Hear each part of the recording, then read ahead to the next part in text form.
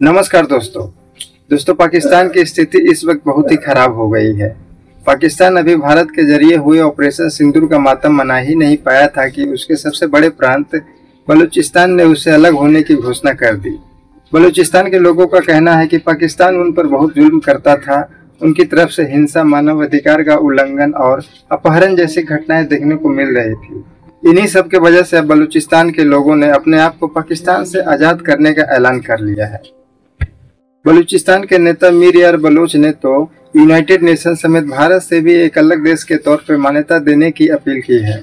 तो आइए दोस्तों, आज की वीडियो में जानते हैं कि कोई नया देश कैसे बनता है और नया देश बनने के लिए, मान्यता प्राप्त करने के लिए उसे कहां आवेदन करना पड़ता है।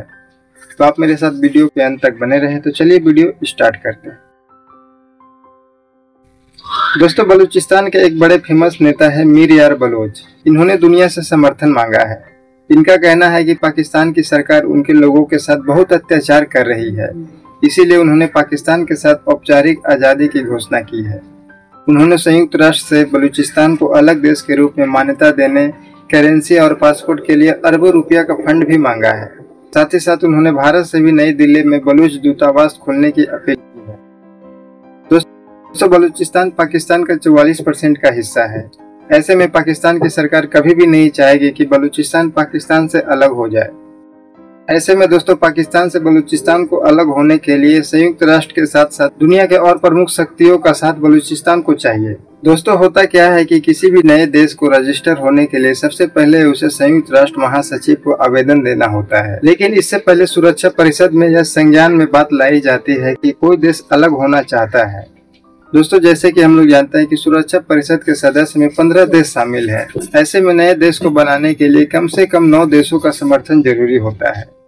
इसके अलावा दोस्तों, हम लोग यह भी जानते हैं कि इस परिषद में 5 सदस्य अस्थायी मेंबर होते हैं, जो कि अमेरिका, रूस, चाइना, ब्रिटेन और फ्रांस है। और हम लोग यह भी जानते हैं कि इन देशों के पास वीटो पावर होता है। इन 5 वीटो पावर वाले देशों में से अगर कोई भी देश इसके खिलाफ में वोट कर देता है तो आवेदन रद्द हो जाता है। ऐसे में दोस्तों, उस नए देश को संयुक्त राष्ट्र से मान्यता प्राप्त नहीं मिलती है।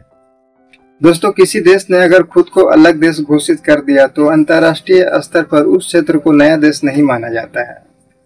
इसके अलावा दोस्तों, अगर कोई देश संयुक्त राष्ट्र संघ की बिना मान्यता से अगर अपने आप को आजाद देश घोषित कर लेता है तो फिर उसे अंतर्राष्ट्रीय मुद्रा कोष जैसे संस्था हो या फिर संयुक्त राष्ट्र की अलग अलग संस्थाओं से किसी प्रकार का कोई मदद नहीं मिलता है। इन सब मदद लेने के लिए उसे संयुक्त राष्ट्र में मान्यता प्राप्त करना ही होगा। तो दोस्तों, आज की वीडियो में बस इतना ही। फिर मिलते हैं किसी अगली वीडियो के साथ। तब तक के लिए नमस्कार।